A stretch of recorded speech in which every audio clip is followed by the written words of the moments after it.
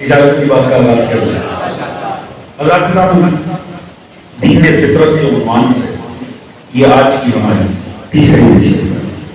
جو مطالب گزشتہ 2 شبوں میں آپ حضرات کی گوشت گزار کیے، یقیناً اس کا کوئی نہ کوئی خاکہ آپ کے ذہنوں میں محفوظ ہو۔ آرائز یہ تھی کہ اللہ رب العزت نے ہمیں فطرت کے عنوان سے اپنا دین ہمارے سینے میں ودیت کر کے ہمیں اس دنیا میں بھیجا۔ ہر پیدا ہونے والا بچہ وہ مسلمان پیدا ہوگا، اس کے سینے میں حق موجود ہے، اسے درک کیسے کرنا ہے؟ آیا اللہ رب العزت نے اس حوالے سے ہماری کو رہنمائی فرمائی ہے؟ تو ہم نے یہ دیکھا کہ پروردگار نے قرآن میں، سورہ نحل میں، سورہ اعراف میں ہمارے لیے رہنمائی فرمائی کہ اللہ رب العزت نے انسان کو بے علم، بے فہم یا پورا نہیں بھیجا، اللہ نے اسے نعمت عقل سے نواز کر بھیجا۔ پھر عقل کو ایسے ابصار دیے ہیں، ایسے سورسز دیے ہیں کہ جن کے ذریعے وہ تقویت حاصل کرے۔ لہذا اس نے نعمت عقل کو سننے کی حس کا وسیلہ بھی دیا اور سننے کی حس کا بھی وسیلہ دیا، تاکہ اس کے ذریعے وہ انفارمیشن حاصل کرے اور اس کے ذریعے سلسلے کو آگے بڑھایا جا سکے۔ لیکن ہم تو اس معصوم کے ماننے والے ہیں جسے اگر خطیب توحید کہا جائے تو غلط نہ ہو۔ اگر نہج البلاغہ پڑھ کر اسے کوئی عنوان دینا ہو کہ جس خطیب کے یہ خطبات ہیں، تو خود بخود دل کرے گا کہ خطیب توحید انسان ہے۔ ہم تو مولا امیر کے ماننے والے ہیں، اور مولا امیر سے زیادہ تو بہترین کوئی رہنمائی کرتا ہی نہیں۔ مولا معصوم نے فرمایا، نہج البلاغہ اٹھا کر پڑھیے گا، اول دین معرفت، دین کی ابتدا ہی اللہ کی معرفت ہے۔ اول دین معرفت، دین کا پہلا زینہ، دین کا پہلا سٹیپ جو ہے وہ اصل میں اللہ کی معرفت۔ اچھا، خود معصوم ہی فرماتے ہیں الذی لا یدرکہ موت الہمم ولا ینالہ، کہ بلند پرواز فکریں اسے جا نہیں پکڑے، اس تک پہنچے ہی نہیں۔ فکر انسانی میں اتنی گہرائی اور گہرائی نہیں ہے کہ ذات توحید کو درک کر سکے، مگر دوسری طرف وہی معصوم یہ فرما رہے ہیں کہ اس کی معرفت واجب بھی ہے، اسے تلاش کرنا، اس کا عرفان حاصل کرنا معصوم واجب بھی قرار دے رہے ہیں۔ ایک طرف فرما رہے ہیں کوشش بھی کرو تو نہیں ممکن، تو یہ کیا بات ہوئی؟ جو معصوم مولا امیر بتا رہے ہیں کہ کوشش بھی کرو نہیں پہنچو گے، وہی فرما رہے ہیں کوشش کرو عرفان حاصل کرنے کی۔ تو پھر علماء نے آسانی پیدا کی، انہوں نے کہا اصل میں معاملہ یہ ہے، سمجھیے۔ معصوم نے واضح فرمایا نہیں پہنچ سکتے۔ آپ نے فرمایا انسان تو اس عام کے ذریعے خدا کو درک کرنا چاہتا ہے، جس پہ اگر سوئی رکھ دی جائے تو اسے نظر آنا ہی بند ہو جائے۔ تو اپنے اس بھیجے سے، اس دماغ سے خدا کو درک کرے گا جسے ایک پرندہ بھی کھائے تو اس کا پیٹ نہ بھرے۔ یہ مولا امیر کے الفاظ ہیں، میں آپ کے لیے عرض کروں۔ مگر دوسری طرف کا غلطی نہ معرفت ہو، ان کی تو ابتدا ہی اس کی معرفت ہے۔ تو علماء نے آسانی کی، انہوں نے کہا حضور معاملہ یہ ہے کہ ہمارا اتنا ہی فریضہ ہے جتنا ہمارے بس میں ہے۔ تو فرماتے ہیں کہ ایسے ہے کہ آپ ایک سوئی کو اگر سمندر میں ڈالو تو ایسا نہیں ہے کہ اس کے ناکے میں پورا سمندر آ جائے گا، مگر کم از کم جو سوئی کے ناکے کا ظرف ہے نا، اس کی تسکین ضرور ہو جائے گی۔ فرماتے ہیں اپنی عقلوں کو راہ حق میں دوڑانے سے اس میں نہ خدا سمائے گا نہ محمد و آل محمد سمائیں گے، مگر کم از کم اتنا ضرور ہوگا جتنا فکر انسانی کی اوقات ہے، اللہ اس کی تسکین کروا دے گا۔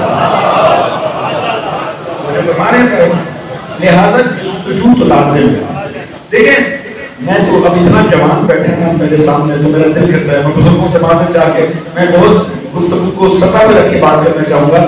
میں تو عرض کیا کرتا ہوں کہ توحید کو ماننے کا، اللہ کو ماننے کا جو سب سے پہلا ہی فائدہ ہے وہ اتنا عظیم ہے کہ ہر شریف النفس کو چاہیے اسے چپ کر کے مان لے۔ ہر شریف النفس کو با تہذیب کو، مہذب انسان کو اللہ کو ماننا چاہیے۔ اس کی وجہ کیا ہے؟ کیونکہ دیکھیں دو نظریے ہیں، اللہ ہے کچھ نہیں ہے، اللہ ہے تو پھر آپ کی اور میری ابتدا کیا ہے؟ آدم سا باپ، حوا سی ماں۔ اگر کچھ نہیں ہے تو آغاز ہے مادہ، پھر بندر، پھر انسان۔ توجہ فرما رہے ہیں دوستو؟ تو کم از کم خدا کو ماننے کا پہلا ہی فائدہ یہ ہے، اپنے اجداد درختوں سے الٹے لٹکے دکھائی نہیں دیتے، آدم سا باپ مل جاتا ہے، حوا سی ماں مل جاتی ہے۔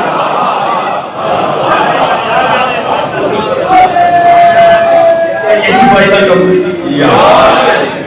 توجہ فرما رہے ہیں، یہی اتنا بڑا فائدہ ہے کہ ہر مہذب انسان کو خدا کو مانا ہے۔ اچھا کیا یہ سوال فطری نہیں ہے کہ اللہ کو تلاش کرنا چاہیے؟ لے ہم بہت سادی سطح پر رہ کے میں جوان اور بچوں کو میں دیکھتا ہوں بچے کتنے شوق میں آگے بیٹھتے ہیں، میں بہت ہی سطح نیچے لا رہا ہوں، لطف آئے گا، میں کتابت بیچ میں رکھوں گا، مگر یہ موضوع بھی اندر فطرت پہنچنا چاہیے۔ اللہ کو تلاش کرنا کیا یہ سوال زبردستی کا؟ کیونکہ گاڈ نے سب کے لکھا، کیونکہ آپ زبردستی سوچتے ہیں اس لیے آپ کو لگا، آپ نہ سوچے تو کچھ بھی نہیں ہے۔ کیا یہ سوال فطری نہیں ہے کہ اللہ رب العزت کو تلاش کیا جائے؟ میں بڑی سادی سی مثال دوں گا کیونکہ ہمارا موضوع دین فطرت ہے۔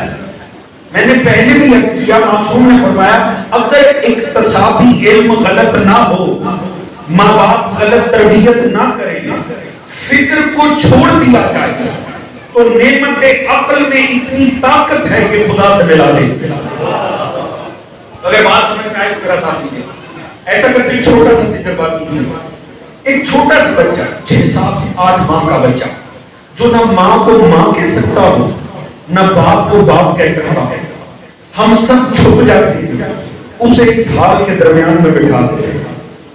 آپ چھپ کے کہیں سے آواز پیدا کریں، وہ بچہ کیا کرے گا؟ وہ بچہ فوراً تلاش کرے گا یہ جو آواز پیدا ہوئی ہے یہ کہاں سے پیدا ہوئی ہے۔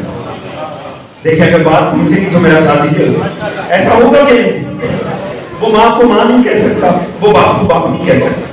اس وقت جو ریئیکشن دے گا وہ فطری کہلائے گا، اس کا ہر ریئیکشن نیچرل کہلائے گا۔ وہ آواز سنتے ساتھ ہی مڑے گا، وہ تلاش کرے گا کہ آواز کہاں سے آئے گا، 1 منٹ رک جائے گا۔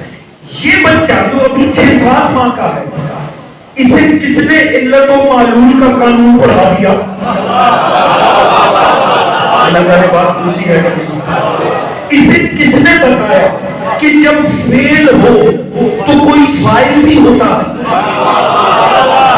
صاحبان ذہن میرے آگے بیٹھے ہو، کب سمجھے بات پوچھے وہ دیکھیں، ابھی وہ کسی مدرسے میں گیا، ابھی وہ کسی اسکول کالج میں گیا، ابھی اس کو کسی نے فیل و فائل کا قانون پڑھایا، اسے بتایا جب بھی کوئی فیل ہو تو کرنے والا کوئی فائل ضرور ہوتا ہے، کوئی معلول ہے تو پیچھے کوئی علت ہے، ہر بات کی کوئی ریزن ہے۔ بچہ کیوں نیگلیکٹ نہیں کر دیتا؟ بچہ کیوں نہیں جانے دیتا کہ بس ٹھیک ہے آواز پیدا ہوئی ہے تو ہوئی ہے؟ پر نہیں، ابھی اس کی عقل جسے آپ اور میں بے فکر کہہ رہے ہیں، اس کی عقل جو خدا نے اسے دی ہے وہ اتنی طاقتور ہے کہ اسے بتا رہی ہے یہ فیل ہوا ہے نا، پیچھے کوئی فائل ہے۔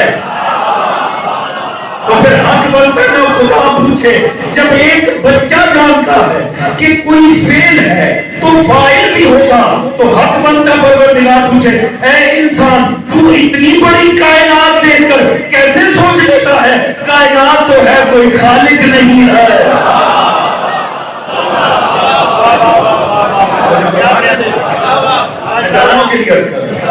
میں نے کوئی مشکل بات تو نہیں کی، یعنی اس کا مطلب ہے اللہ نے ہمیں سب سے پہلے کیا قوت دی؟ لہم قلوب لا یفقہون بہا، اسے برا لگتا ہے کہ میں عقل دوں اور کوئی غور نہ کرے۔ دیکھیں اللہ نے جو ہمیں نعمت عقل دے کر دی ہے، اتنی طاقت ہے اس کے اندر، اسے پڑھانے سمجھانے کی ضرورت نہیں، بس اسے مس گائیڈ نہ کیا جائے۔ اگر اسے چھوڑ دیا جائے یہ خود بخود در حق میں پہنچ جائے گا اور آپ کو پہنچا دے گا. اچھا اللہ رب العزت ہے نا وہ بڑا باکمال ہے. میں نے کل بھی عرض کیا وہ احسان در احسان کرتا ہے. کل کی گفتگو ذہنوں میں ہوگی. وہ صرف احسان کر کے چھوڑ نہیں دیتا. ایک اس نے ہمیں کیا دے کر بھیجا؟ عقل دے کر بھیجا. مگر خالی عقل دے دی. وہ آیت میں نے کل سورہ نحل کی 78ویں پیش کی تھی. واللہ اخرجکم من بطون امہاتکم لا تعلمون شیئا وجعل لکم السمع والابصار والافئدہ. پروردگار فرماتا ہے تمہیں تمہاری ماؤں کی شکموں سے اخذ کیا اس عالم میں دیکھنے کی حس، سننے کی حس، غور کرنے والی عقلیں عطا کی. اچھا عقل دینے کے بعد پھر احسان کیا. اس عقل کو یوں نہیں چھوڑا کہ اس پہ زنگ لگ جائے. اس عقل کو نعمت تجسس عطا کر دی. اگر بات پہنچ تو میرا ساتھ ہی کرو. کمال یہ دیکھیں جسم دیا ہے عقل دیا ہے دونوں پر ایک احسان کیا. جسم کو حصے بھوک دے دی تاکہ بھوک لگے تو یہ کھائے، کھائے تو رشد ہو، اس کے اعضاء مضبوط ہو. اور عقل کو بھی یوں ہی چھوڑ نہیں دیا، عقل پالش ہو لہذا اسے تجسس عطا کر دیا. یہ آپ کو جتنی سائنس کی ترقی نظر آ رہی ہے نا، انسان چاند پہ بھی جا رہا ہے، زمین میں گہرائیوں میں جا رہا ہے، سمندر کی تہوں میں اتر رہا ہے، یہ اصل میں اس کی عقل میں موجود ہے. اس سے تجسس کا کمال ہے. اور اللہ نے ایسے اپنی مخلوق میں بانٹی ہے. انسان تو انسان، یہ حصے تجسس حیوان کو بھی ملی. میں لطیف روایت اسی بچوں اور جوانوں کے لیے عرض کروں گا. جناب موسیٰ علیہ السلام طور پہ جا رہے تھے. جب اوپر گئے نا پروردگار سے چڑھ رہے تھے. آپ کو پتہ جب کوئی انسان پہاڑ پہ قدم رکھ رہا ہو نا تو وہ زیادہ محتاط ہوتا ہے. وہ دیکھ کے قدم رکھتا ہے میں کسی ایسے پتھر پہ نہ رکھوں کہ جو لڑک جائے. لہذا بڑی احتیاط سے ایک پاؤں رکھنے لگے نا تو ایک دم پہاڑی چھپکلی، ایک پہاڑی چھپکلی ان کے پاؤں کے نیچے آ گئی تو ایک دم پھینک گئے. خیر چھپکلی نکل گئی. موسیٰ اوپر پھول پہ چلے. اللہ سے ہم کلام اسے تجسس. پروردگار سے بات ہوئی باتوں میں پوچھا یا اللہ یہ تم نے چھپکلی کو کیوں خلق کیا؟ تیری ہر بات میں کوئی مصلحت ہوتی ہے، تم نے چھپکلی کو کیوں خلق کیا؟ پروردگار نے فرمایا موسیٰ کی لطیف بات بتاؤں، ابھی چھپکلی مجھ سے پوچھ رہی تھی تم نے موسیٰ کو کیوں خلق کیا؟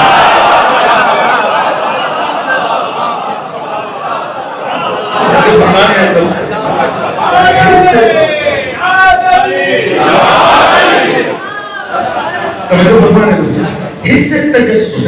اللہ نے عقلوں کو حصے تجسس عطا کیا کہ تمہیں میں نعمت عقل دے رہا ہوں لعلکم تشکرون، کیونکہ تم نے مجھ تک پہنچنا ہے، شکر گزار بننا ہے. مگر یہ عقلوں پہ زنگ نہ لگ جائے. اللہ نے اس میں ایک خارش رکھ دی ہے، ایک تجسس رکھ دیا ہے. وہ آگے سے آگے بڑھتا ہے اور معاملہ ایسا بنا دیا ہے کہ اپنی تمام مخلوق کو ہمارے سامنے پھیلا دیا.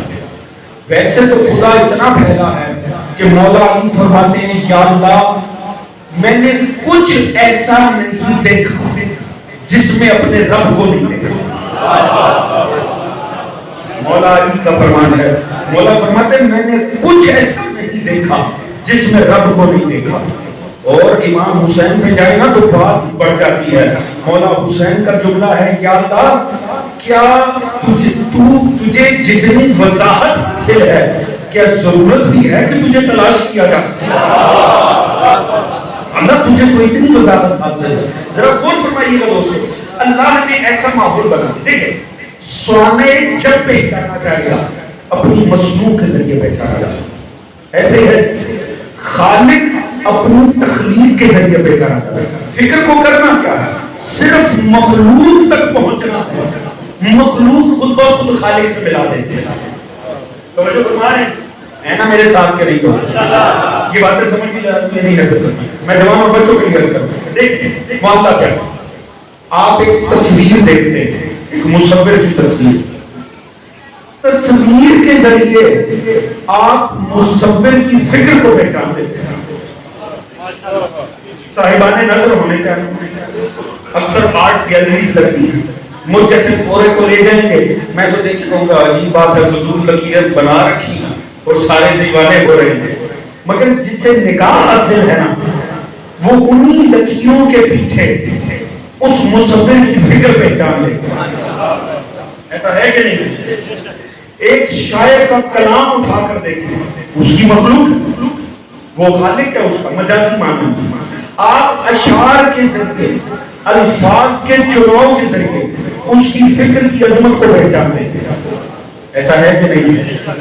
ہو سکتا ہے ساری زندگی اس اشعار کے خالق سے نہ ملے، مگر وہ اشعار آپ کو بتا دیں گے وہ جسے آپ نے نہیں دیکھا اس کا عقیدہ کیا.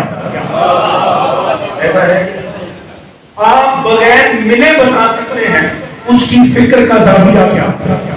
آپ کسی کا ایک لکھا ہوا کالم اٹھا کر پڑھیں، آپ اس سے کبھی نہ ملیں، آپ بتا سکتے ہیں اس کا سیاسی نظریہ کیا، اس کی مذہبی وابستگی کیا. یہ ہو کیا رہا ہے؟ آپ مخلوق کے ذریعے خالق پہچان رہے ہیں. توجہ فرما رہے ہیں جی؟ خالق ہمیشہ اپنی مخلوق کے ذریعے ہی پہچانا جاتا ہے. اچھا یہ بھی ہو سکتا ایک کتاب کا خالق ہو، آپ کتاب کھول کر بیٹھ جائیں، میں جا کے خالق کے ساتھ بیٹھ جاؤں، اس کتاب لکھنے والے کے، میں اس کے پاس بیٹھ کر بھی اسے پہچان نہیں پاؤں گا. آپ اس کی تحریر سے اسے پہچان لیں. میں اسے مجھے سمجھ نہیں آئے گا اس کی فکر کیا.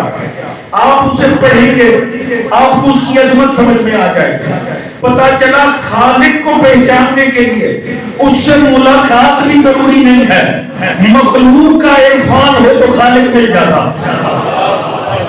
تھک تو نہیں رہے دوستو، شاید آپ حضرات تھک رہے. چلے میں آپ ایک ہدیت جملات کرتا ہوں تاکہ آپ کی توجہات کو لے سکوں، موضوع خوش نہ ہو. حضور کمال یہ دیکھیں، جب بھی خالق پہچانا جائے اپنی مخلوق کے ذریعے، مگر یہ بھی مسئلہ ہے فلسفے منطق کا کہ خالق کبھی مخلوق کے ذریعے کامل نہیں پہچانا جا سکتا.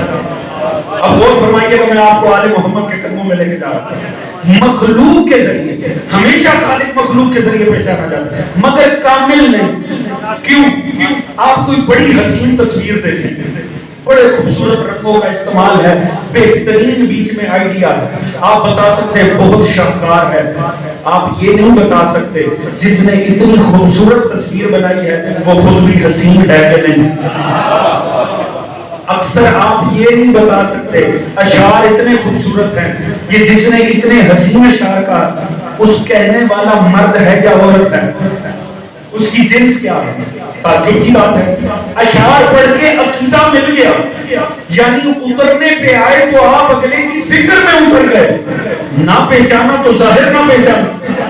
وجہ کیونکہ مخلوق کے ذریعے خالق کی کوشش ہو رہی ہے، مخلوق کے ذریعے خالق پہچان میں آتا ہے، کامل نہیں. مگر مسئلہ نہیں ہے، اگر تصویر دیکھ کے مصور سمجھ نہ آئے شرک نہیں ہوگا، اگر اشعار سے شاعر سمجھ نہ آئے مسئلہ نہیں ہے. مگر اگر خالق حقیقی کو پہچاننا ہو جس پہ انداز شرک میں لے جائیں تو اب لازم تھا نا اس خالق پر بعض تو ایسی مخلوقات بنائے جو اتنی کامل ہو کہ انہیں دیکھ کر اس پر اندازہ نہ ہو، اس پر یقین ہو جائے، وہ مسکرائے تو پتا چلے وہ راضی ہو رہا ہے، وہ ناراض ہو تو پتا چلے خالق ناراض. جو ایسی مخلوق اس نے بنائی اسے محمد علیہ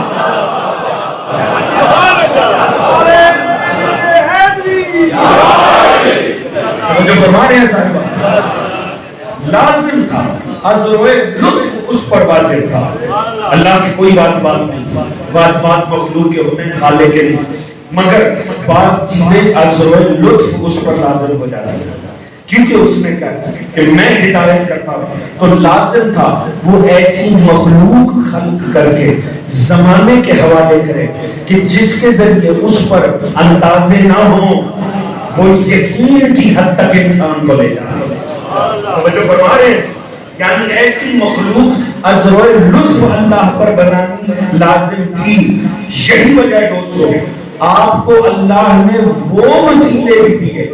جسم میں جو لگ کر آئے وہ تو مینوفیکچرنگ نعمت ہے، اس نے باہر ایسی نعمت دے رکھی ہے، بعض ایسی ہستیاں دے رکھی ہیں، ان کے قدموں تک پہنچ جاؤ نا پھر خالق تک جانے کی ضرورت نہیں رہتی. وہ خود پہنچا دیتے ہیں۔ بات پوچھ رہی ہے کہ نہیں؟ میں نے مثال دی حضور، میں خالق کے ساتھ بیٹھوں نہیں پہچان سکتا، آپ مخلوق کے ذریعے پہنچ جائیں گے۔ امت کو شوق ہے قیامت میں اللہ سے ملنے کا، توجہ ہے جی؟ جو دنیا کو بتائے مل بھی لوگے تو کیا ملے گا، اگر پہچاننا ہے مصطفیٰ کے قدموں میں آ جاؤ۔ توجہ ہے جی؟ دیکھیں یہی وجہ روایت کے حوالے چلے میں فضیلت کا جملہ عرض کروں آپ کی توجہ لینے کے لیے تاکہ مشکل میں نہ پڑ جائے۔ روایت یہ کہتی جب مولا امیر مدینے کے بازاروں میں نکلتے تھے نا تو مدینے کے یہودی علی کا چہرہ دیکھ کر کہتے تھے ما اجمل، کیا حسن اس ہستی کو ملا ہے، لا الہ الا اللہ۔ دیکھتے علی کو تھے، اقرار اللہ کی عظمت کا کرتے تھے۔ توجہ ہے دوست، اسی تخصیصی فضائل میں کسی معصوم کے لیے یہ جملہ نہیں آیا جو مولا امیر کے لیے آیا کہ النظر الی وجہ علی عبادہ۔ اللہ جانے آپ آدم سے لے کے خاتم سے آگے عصمت سبھی مطلب ماں باپ کے چہرے پہ نگاہ محبت ڈالنا عبادت ہے، مگر بعض فضائل ہوتے ہیں جنہیں کہتے ہیں تخصیصی فضائل، مخصوص فضائل میں سوائے علی کے کسی کے لیے یہ نہیں آیا کہ اس کا چہرہ دیکھنا عبادت ہے۔ اللہ جانے بات پہنچ رہی ہے کہ ایک معصوم ایسا ہے جس کے حسن کی بڑی تعریف ہے، یوسف، اتنے حسن کے چرچے، اتنی روایتیں حسن کی، کوئی ایک روایت نہیں ہے تخصیصی فضائل میں کہ یوسف کا چہرہ دیکھنا عبادت۔ اللہ جانے میرے ساتھ ہے کہ نہیں دوست؟ عبادت کسے کہتے ہیں؟ عبادت ہر اس عمل کو کہتے ہیں جو خالق سے ملاتے ہیں۔ والدہ فکر افراد کے لیے تو یہی جملہ کافی ہونا چاہیے۔ عبادت کہتے ہیں ہر اس عمل کو جو خالق سے ملاتے ہیں۔ تخصیصی فضائل میں صرف مولا امیر کے لیے آیا علی کا چہرہ دیکھنا عبادت۔ توجہ ہے جی؟ اور روایت نے بتایا مشرک علی کا چہرہ دیکھتے تھے کلمہ پڑھ لیتے تھے۔ توجہ ہے؟ نہیں میں آسان کر کے پیش کروں۔ دیکھیں کیا وجہ ہے یوسف کے چہرے کے اتنے فضائل مگر یہ کہیں نہیں آیا یوسف کا چہرہ دیکھنا عبادت تھا۔ وجہ سمجھ میں آئی جب زلیخا بہک گئی، سارا معاملہ آپ نے سورہ یوسف کا سنا ہوگا، آخر میں جب زلیخا کو خدا نے یوسف سے ملایا نا تو جناب یوسف نے زلیخا سے ایک ہی سوال کیا کہ زلیخا تجھے کس وجہ سے، کس عمل سے، کس بات نے تجھے مجبور کیا کہ تم میرے حق میں برائی کرے؟ اس نے کہا یوسف سچ بتاؤں تیرا چہرہ۔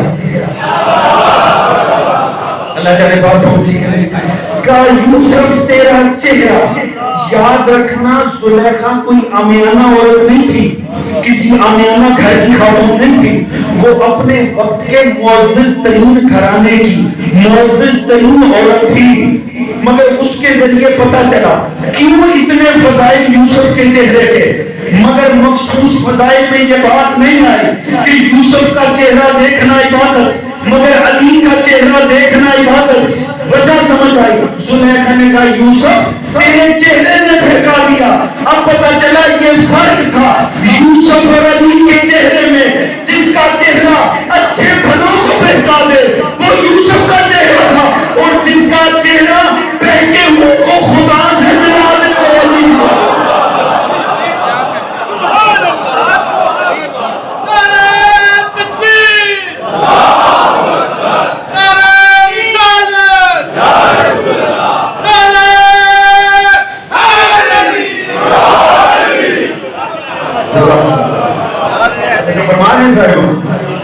یہ مولا امیر کے چہرے کی خاصیت تھی، دنیا علی کا چہرہ دیکھتی تھی بے جان رب کریم کو لیتے، اور انسان حیران رہ جاتا تھا جس کی مخلوق اتنی اعلیٰ ہے وہ خالق کتنا باکمال، جس کی کی مخلوق اتنی حسین ہے وہ مصور کائنات کتنا حسین ہوگا.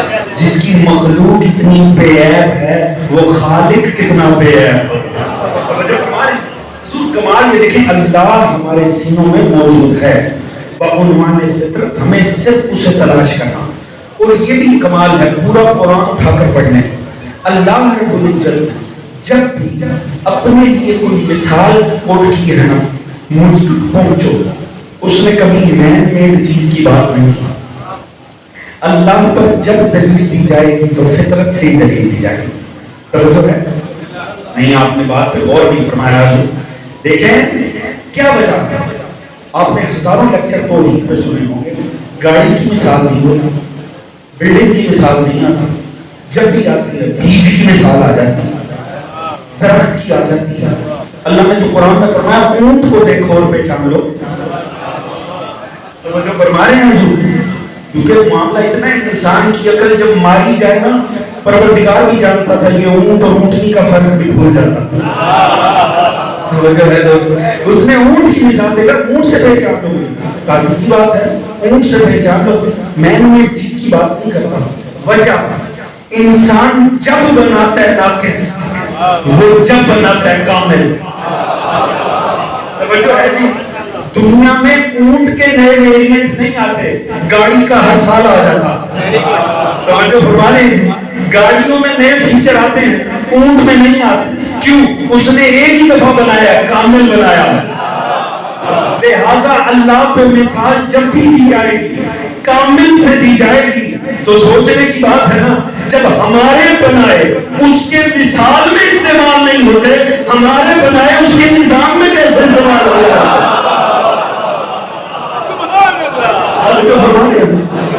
لیکن نظام اگر پہنچنا ہو نا رب کریم تک, اپنی عقل فطری کو چھوڑے. ایک بیج نظام تخلیق کی سب سے چھوٹی شے کا نام ہے, مگر ایک بیج بھی خالق سے ملا سکتا ہے. ایک بیج جو نظام تخلیق کا یہ ایک انتہائی ابتدائی رکن ہے, یہ خدا سے ملا سکتا ہے. نہ ملانے پر آئے نا تو برج خلیفہ بھی خدا سے نہیں ملا سکتا. تو وجہ ہے آپ نے بیج پہ غور کیا, پہچانے کوئی ہے جو آپ کے ساتھ ہے, کوئی ہے جو آپ کو بھیجنے کے بعد آپ کو بھول نہیں گیا. آپ بیج ڈالتے زمین میں, اس کے اوپر مٹی سے اس کو دفن کر دیتے, پانی ڈالا, سورج پڑنے دیا. کوئی تو خالق ہے جو زیر زمین اس کے سینے کو چیر کے آپ کے اور میرے رزق کا بندوبست کر رہا ہے. لطیف سے وہ سوال توجہ ہے جی. زیر زمین نہ میرا اور آپ کا کیمرہ وہاں لگا ہے, نہ آپ کا اور میرا سیکیورٹی گارڈ وہاں بیٹھا ہے. وہاں پروردگار اس کے سینے کو چیرتا ہے, اس میں سے ایک پودا نمودار ہوتا ہے. یاد رکھیں اگر زمین سے اگنا بند ہو جائے نا, رزق کے تمام سورس مسدود ہو جائیں گے, انسان بھوکا مر جائے. اسی زمین میں جس میں آپ اور میں بیج ڈال کر آئے ہیں 10,000 کروڑ 1.5 کروڑ نہیں اربوں چیونٹیاں رہتی ہیں. اگر 50-100 چیونٹی ایک ایک بیج کو چوری کر لینا تو آپ کو مجھے تو پتہ بھی نہ چلے ہم زیر زمین لٹ گئے.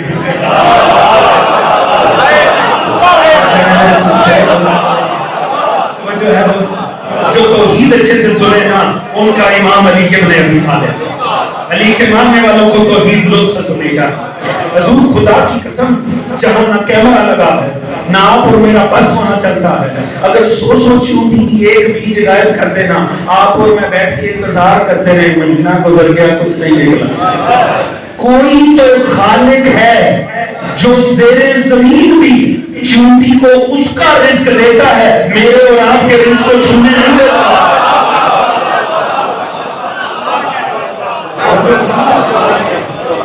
آپ کی قسم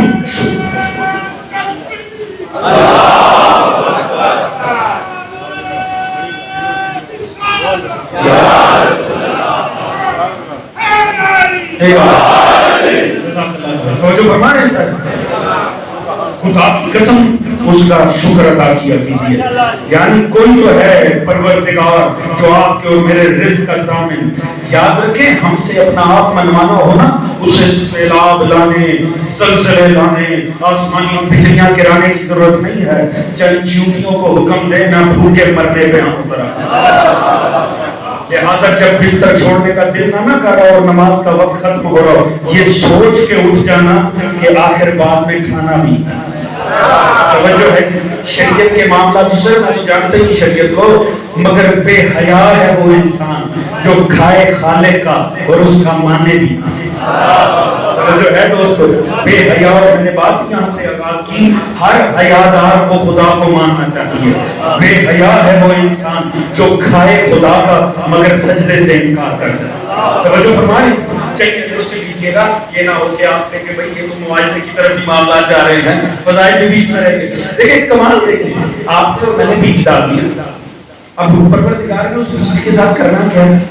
پروردگار نے آپ اور میں اچھی طرح جانتے, اتنا تو سائنس نے ہمیں بتا دیا. اللہ نے اس بیج کے سینے کو چیرنا ہے. جب سینہ چیرے گا بیچ میں سے ایک ننا سپودا نکلے, ایک ننا سپودا نکل کے باہر آئے گا.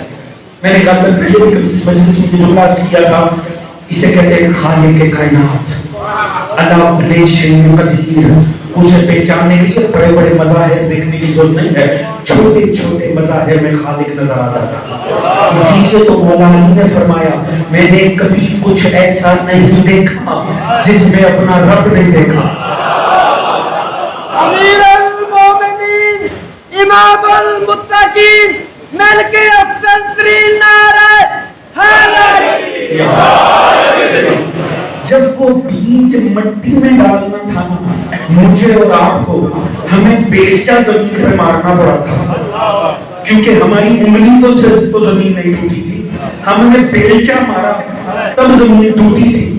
مگر جو پودا بیج میں سے نکلا نا وہ اتنا کمزور تھا, اگر چاہیں تو ہم دو انگلیوں سے مسل دیں, مگر جس زمین میں ہماری انگلی سوراخ نہ کر سکی نا وہ اس کے سینے کو چیر کے باہر آ گیا.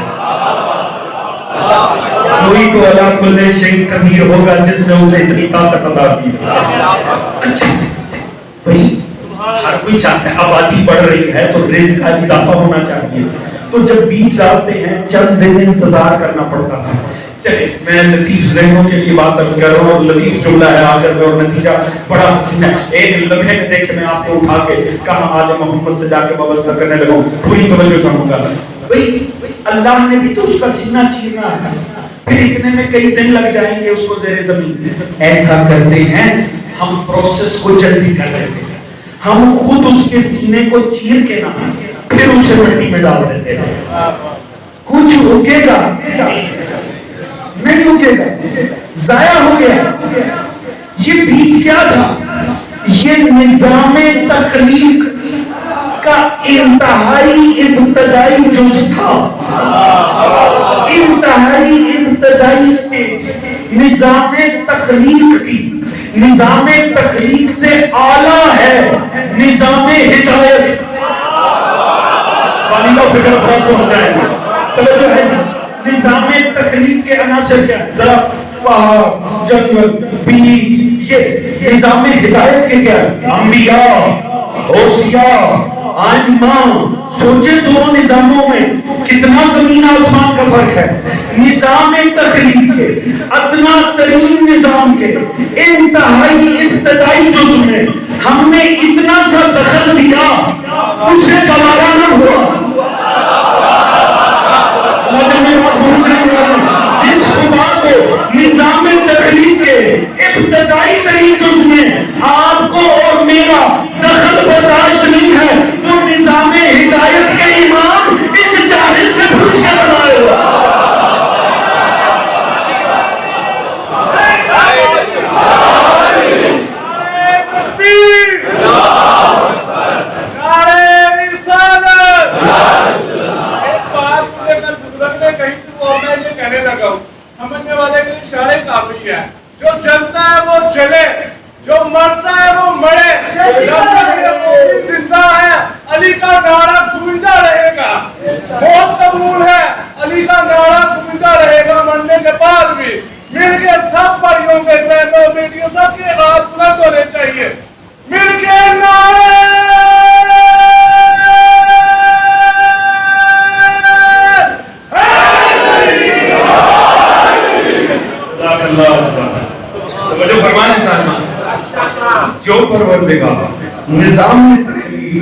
انتہائی ابتدائی حصے میں آپ کی اور میری مداخلت جسے گوارا نہیں ہے وہ اس سے پوچھے گا کہ ہادی کسے ہونا چاہیے. یہ انسان کی اوقات ہے نہیں حضور، یہ خالق آل محمد ہی کا کمال ہے، اسی کا بنتا ہے. کیونکہ جب وہ بناتا ہے تو باکمال بناتا ہے، وہ جب بناتا ہے بے عیب بناتا ہے، وہ جب بھی بناتا ہے وہ لاسوال بناتا ہے. ہم جب بھی بناتے ہیں نا کسی بناتے ہیں، ہم جب بھی بناتے ہیں گھٹیا ہی بناتے ہیں، وہ جب بھی بناتا ہے باکمال بناتا ہے. تو گھٹیوں کے پیچھے نہیں اعلیٰ کے پیچھے چلنا چاہیے ہمیشہ. خدا کو خدا دیکھیے دیکھیے پروردگار جو ہے نا وہ بڑا واحد ہے. خالق آپ سے اور مجھ سے منوانے پہ آئے، میں نے عرض کیا وہ ہمیں ہمارے رزق سے پکڑ سکتا، مگر یاد رکھنا دوستو حق بندگی ادا کرو، خدا را حق بندگی ادا کرو. یاد رکھیں یہ اس کریم کا کرم ہے، کیونکہ جس کی مخلوق قاتل کو شربت پلاتی ہو تو خالق کتنا باکمال ہوگا. خالق رزق پہ کبھی آزماتا ہی نہیں، یہ اس کے رب ہونے کا کمال ہے. وہ رزق پہ نہیں آزماتا، رزق وہ اسے بھی دیتا ہے جو اسے نہیں چھوڑتا. کبھی رزق پہ غلط فہمی میں نہ آ جائیے گا کہ معاملہ ٹھیک چل رہے ہیں، جاب ٹھیک چل رہی ہے، بل صحیح ٹائم پہ پے ہو رہے ہیں، صحت اچھی، سب معاملہ چل رہا ہے، اس کا مطلب ہے اللہ راضی ہے. یاد رکھیں جس دن حسین شہید ہوئے یزید اللہ کے رزق کھا کے سویا، اس کا مطلب ہے رزق پہ نہیں پکڑتا، یہ اس کی کریمی ہے. توجہ فرما رہے جی. دینا رزق تو یزیدیاں ہو کے کربلا والے حسین دارا ہے، اس کا مطلب ہے اللہ کی ذات رزق پہ نہیں آزما. یہی وجہ ہے آپ جانتے ہیں ابراہیم علیہ السلام کھانا نہیں کھاتے تھے جب تک کوئی اللہ کا مہمان نہ مل جائے. 3 دن بھوکے بیٹھے رہے، کوئی ملا ہی نہیں تھا. تیسرے دن کوئی ملا، شکر ادا کیا میرا بھی روزہ رکھا، اسے لے کے گھر آئے، سامنے رکھا، کہا بسم اللہ کھائیے. اس نے کہا کیا کہا ہے؟ کہا بسم اللہ. کون سا جناب ابراہیم کو سنا، کہا بدبخت کھانا خدا کے اسے پہچانتا ہی نہیں. میں نہیں جانتا. کہا اٹھ اور نکل جا، کہ تجھے رب گوارا نہیں، مجھے تیرے ساتھ دسترخوان گوارا. اس نے کہا نہیں کھلاتے نہ کھلائے، میں زبردستی آیا تھا، خود ہی دعوت دے کے بلایا تھا. اٹھ کے چلا گیا. وہ تو چلا گیا، جبرائیل دروازے پہ کھڑا ہو گیا. ابراہیم پروردگار مخاطب ہو گیا، ابراہیم تم نے اس سے کھانا نہیں کھلایا. کہا یا اللہ تجھے مانتا ہی نہیں تھا. کہا ابراہیم وہ تو جب سے باشعور ہوئے تب سے نہیں مانتا، میں نے تو کبھی اس کا رزق نہیں ہوتا.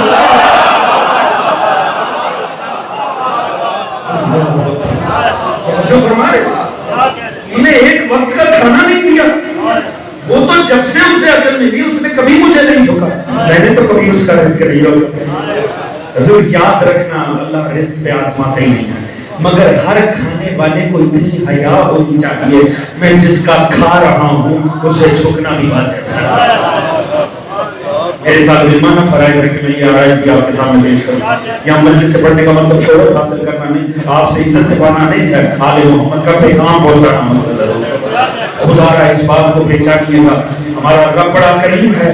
اپنی آنکھوں کو کھولیں، اپنی عقل سلیم کو چھوڑیں. مولا امیر فرماتے ہیں ہر شے میں رب مل جاتا ہے، نگاہیں دیکھنے والی ہونی چاہیے. اگر نہ سمجھ میں آئے نا پھر ہمارے لیے تو آسانی ہے.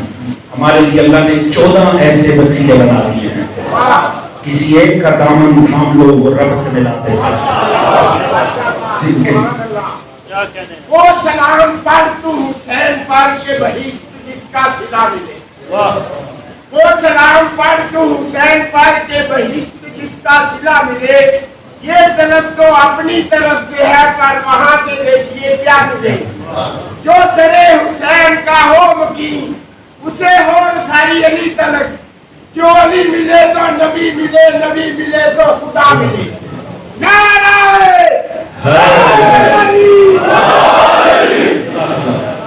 اس میں کوئی شک نہیں ہے. ذات گرامی ہے حسین پہ کی محمد سے وفاتوں نے، کی محمد سے وفاتوں نے تو ہم کہہ رہے ہیں یہ جو ہر چیز ہے کیا لوہوں قلم تیرے ہیں مل کے نعرہ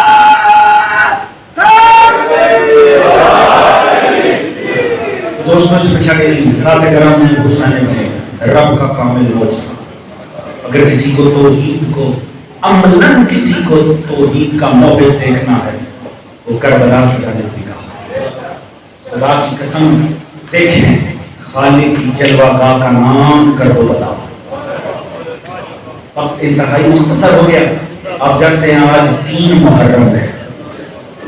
جانتے ہیں ہمارے بڑے صدیوں میں ہمارے ہاں مجالس میں رواج ہے 3 محرم ہم اس مظلوم کا ذکر کرتے ہیں, اس مظلوم کا جو حسین کا بڑا غریب نمائندہ, حسین کا مظلوم سفیر مسلم نبی, اور اس ہستی کے ننھے ننھے جو مظلوم بچے. دیکھیے کربلا والوں کے نام, اب چونکہ دونوں کے مسائل ملا کے پڑھنے ہیں, وقت مختصر ہے, میں کوشش کروں گا آپ کے سینوں میں مسائل موجود ہیں, اور محرم میں مومن کو بتانے کی ضرورت نہیں ہوتی, رونا بھی ہے. ہر مومن کی آنکھ جانتی ہے, کیونکہ مومن کی آنکھ کا آنسو حسین. رسول نے فرمایا بیٹا حسین تو مومن کی آنکھ کا آنسو ہے. یہ نہیں ہو سکتا تیرا ذکر آئے مومن کی آنکھ نہ چھلک جائے.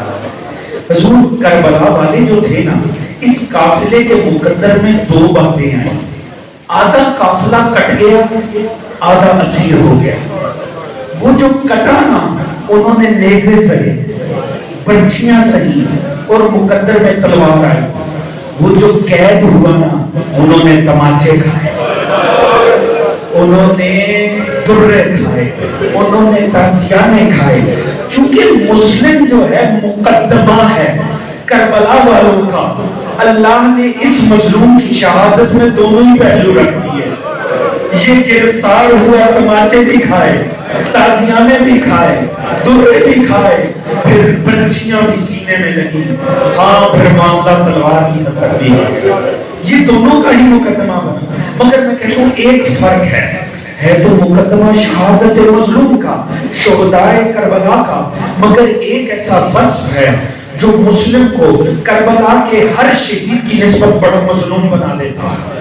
کم از کم اتنا فرق ہے کہ کربلا کا ہر شہید جب سوار ہونے لگتا تھا مظلوم خود سوار کروا, مظلوم خود ہی بھیجتے تھے. اور جب وہ زین چھوڑتا تھا نا وہ آخری سلام حسین کو کرتا تھا. یہ زہرا کے لال کی کریمی تھی, عباس کے ہوتے, اکبر کے ہوتے, میرا مولا سب سے پہلے پہنچا. خدا شاہد ہے, اور میں کوشش کی میں بیٹے کے پاس پہلے پہنچوں, وہ پہنچا, دیکھا حسین پہلے موجود ہے. حبیب نے چاہا میں حور کے سرحانے پہنچوں, دیکھا مظلوم کربلا پہلے سے. میرا مولا ہر کسی کے سرحانے پہنچا. اب رو اس مسلم غریب کو جو جب گیا تب بھی تنہا ہے, وہ جب گرا زمین پر تب بھی تنہا ہے, جب کٹ رہا ہے تب بھی تنہا تنہا. خدا کی قسم مسلم بڑا غریب ہے. جب پہنچے دارالعمارہ کی دیوار کے ساتھ گرفتار کر کے لگایا. میں مسائل بھی مکمل کر رہا ہوں مگر چھوڑ کے تمام مطالب کو لگایا. اتنے زخم و سنچور چور ہیں تو ہوتا کیا ہے, کسی کو حیا آ گئی, کسی کو غیرت آ گئی. اس نے کہا مسلم پیاسا ہے, میں پانی پلاؤں. جناب مسلم نے کہا ہاں مجھے پانی پلا دے. وہ پیالے میں پانی لایا, جیسے جناب مسلم کے ہونٹوں سے لگنا لگانا لہو اس میں شامل ہو گیا. مسلم نے چھٹک دیا. دوسرا پیالہ لایا گیا, روایت کے وہی الفاظ ہیں, جناب مسلم نے پینے کی کوشش کی, اس میں لہو شامل ہو گیا, چھٹک دیا. اس کے بعد روایت بڑی دردناک ہے. راوی کہتا ہے مسلم سمجھ گئے اللہ کو یہی پسند ہے, میں پیاسا دنیا چھوڑ دوں. میں کہتا ہوں مسلم چونکہ آپ کو مقدمہ شہادت مظلوم کربلا بننا ہے اور یہ مشیت کا تقاضا ہے, کربلا کا ہر شہید پیاسا جائے گا, لہذا مقدمے میں بھی پیاس ہی پیاس ہے. بس دوستو مختصر کروں, یہاں پر دارالعمارہ کی چھت پہ لٹایا جا رہا تھا. وہاں جس منزل پہ تھے نا حسین, مولا حسین کی اوپر نگاہ ڈالی جناب عباس سے. عباس ہے امام حسین شناس, وہ جانتے جیسے چہرہ دیکھا نا کہ مولا بیٹھے تو زین پہ ہے مگر مولا کا چہرہ آہستہ آہستہ متغیر ہوتا چلا جا رہا ہے. فوراً آگے بڑھے, باغ میں ہاتھ ڈالا اور فوراً ہی حسین شناس عباس نے کہا مولا کیا میرا بھائی مسلم خیر سے؟ ان آوازوں کو بلند کریں، اللہ ان صداؤں پہ رحم کرے گا، اللہ کرے یہ رسول اللہ زکا کا حصہ ہے۔ کہا میرا بھیا خیر سے ہے، میرے مولا نے تڑپنا شروع کیا، اب بات سمجھ گئے، کہا مولا خود آیا، مولا مجھے مسلم کے پاس کوفہ پہنچنا ہے کہ میرا مولا بھیا تنہا تو نہیں ہے۔ میرے مولا نے کہا عباس صبر کر، عباس صبر کر، کہا مولا کم از کم زیارت تو کروا دو، مجھے دکھاؤ میرا بھیا کیسا ہے۔ میرے مولا نے ایک مرتبہ ہاتھوں کو اٹھایا، کہا عباس دیکھ کر بتا تجھے کیا نظر آ رہا ہے۔ ایک مرتبہ جب دو انگلیوں کے درمیان دیکھا، عباس جیسا جلیل زمین پہ بیٹھ کے ماتم شروع کر دیا۔ کہا مولا مولا مجھے کوفہ پہنچاؤ، میرا بھیا مسلم خیر میں نہیں ہے۔ کہا عباس کیا دیکھا؟ کہا مولا مولا بڑا دردناک منظر ہے، مسلم کی گردن جھکی ہوئی ہے، دارالعمارہ کی چھت ہے، ظالم کی تلوار ہے، مولا مسلم بڑا غریب ہو گیا ہے۔ مولا نے کہا عباس صبر کر، عباس صبر کر، عباس یہ وصیت نہیں تھا، عباس کوفے نہیں جانا، عباس جنگ نہیں کرنی۔ میرے مولا نے قدم تھام لیے وصول کے، کہا مولا میں جنگ نہیں کرتا، مولا وعدہ رہا جنگ نہیں کرتا، مگر مجھے پہنچائے کوفے، مولا مجھے اجازت امامت سے کوفے پہنچائے۔ کہا اگر جنگ نہیں کرنی تو عباس کوفہ کیوں جانا ہے؟ کہا مولا مسلم کو دارالعمارہ کی چھت پہ کاٹا جائے گا، جب سارے زمین پہ گرے گا میں کوفہ کے بازار میں کھڑے ہو کے سر لے لوں گا۔ جب ادھر کا مولا نے ایک مرتبہ ہاتھ اٹھایا، کہا عباس پھر دیکھ کر بتا تجھے کچھ نظر آ رہا ہے؟ کہا مولا اب مجھے منظر کوفے کے بازار کا نظر آ رہا ہے۔ کہا کیا دکھائی دے؟ کہا مولا کوئی ضعیف اور غریب نہیں ہے، جس نے جھولی کو پھیلا رکھا ہے اور رو کر لکھتی ہے آ میرا لال مسیح تیری اجر کو بدلنا۔ یہی حق ہے آل محمد کو رونے کا، یہی شبیر ہے مسلم لوگ گریا کرنے کا۔ اللہ ناصر کو امام زہرا کا حصہ بنا اور کچھ سمجھنا ہے ہائے حسین ضرور کر۔ میرے مولا نے کہا کسی غریب کا ذکر سنو، میری غربت کو لاز نہیں آتا مگر اس مظلوم کی مظلومیت ختم نہیں ہوئی۔ کٹ گئے مسلم مگر ننھے شہزادے ہیں جو زندان میں، یہ بڑے مظلوم، یہ بڑے مظلوم بچے۔ کربلا کا ہر بچہ ماں نے رخصت کیا تو جا کے کٹا، یہ وہ دو غریب ہیں جنہیں زندان میں یہ بھی نہ پتا چلا ہمارے بڑوں کے ساتھ ہو گیا ہے۔ یہ اسی انتظار میں رہے ایک دن آئے گا ماموں عباس آ کے ہمیں یہاں سے نکال دے گا، ایک دن آئے گا ماموں حسین ہمیں یہاں سے آزاد کرے گا۔ انہیں تو پتہ بھی نہیں چلا، بس حضور واقعہ ختم، میرے سینے میں دم نہیں ہے، مجھے آگے جانا، بس یہ آزاد ہوئے کسی نہ کسی کے احسان سے، مگر حارث نے گرفتار کیے۔ اس ملعون نے گرفتار کر کے نا ساری رات اپنے گھر میں ایک پائے سے ایک پلر سے باندھ کے ساری رات نہیں تماچے مارا۔ انعام کا اتنا لالچ تھا بدبخت کو، وہاں صبح ہوئی اس نے دونوں شہزادوں کو بالوں سے پکڑا، گھسیٹا ہوا یہ دریا پہ لے کر آیا۔ اس نے دریا پہ لا کے دونوں اللہ رسول کے واسطے دیتے رہے۔ اس لعین کو حیا نہیں آیا۔ شریعت کہتی ہے جانور بھی کاٹنا ہو تو دوسرے جانور کے سامنے نہ کاٹو، اس لعین کو حیا نہ آیا۔ جب بچوں نے دیکھا نا یہ نہیں بخشے گا، اب شہادت رکھی ہے، ایک مرتبہ کا 2 رکعت نماز پڑھنا، اجازت ملی، مختصر نماز پڑھی، ہاتھ اٹھائے، ہاتھ اٹھا کے کہا یا اللہ تجھے ہماری جنگ کا واسطہ ہو، اسی دنیا میں اس لعین اور ہم میں انصاف ضرور کرنا۔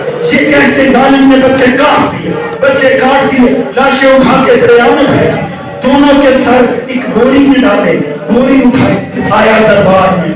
اب دربار ہے ابن زیاد جیسے درندے کا، فاسقوں کا مجمع ہے، مگر روایت کہتی ہے اتنے حسین تھے مسلم کے چاند کہ جب 2 سر بوری سے برآمد ہوئے نا ابن زیاد جیسا نہیں، اس نے کہا بیٹا تجھے حیا نہیں آئی، تجھے ان کی معصومیت پہ رحم نہیں آیا، زندہ بھی لے آتا تو میں انعام دے دیتا۔ اس نے کہا بس مجھے انعام چاہیے تھا۔ اس نے اپنے غلام نادر کو بلایا، کہا اس بدبخت کو پکڑ ادھر ہی دریا پہ لے کے جا جہاں اس نے بچے مارے ہیں نا، وہاں لے جا کے اس کی گردن کاٹ رہے.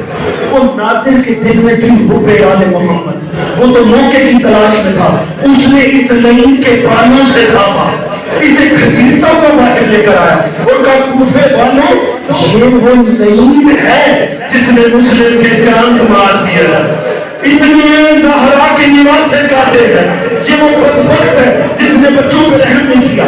سارا مجموعہ ساتھ ساتھ چلا, سب اس پہ نفرین کرتے تھے, تجھ پہ اللہ کی لعنت, تجھ پہ مصطفیٰ کی لعنت, تجھ پہ علی و بدول کی لعنت. جب وہاں پہنچے نا جہاں بچے ذبح کیے تھے, ایک عجیب منظر دیکھا, جہاں بچے ذبح کیے تھے وہاں گڑھے بنے ہوئے تھے.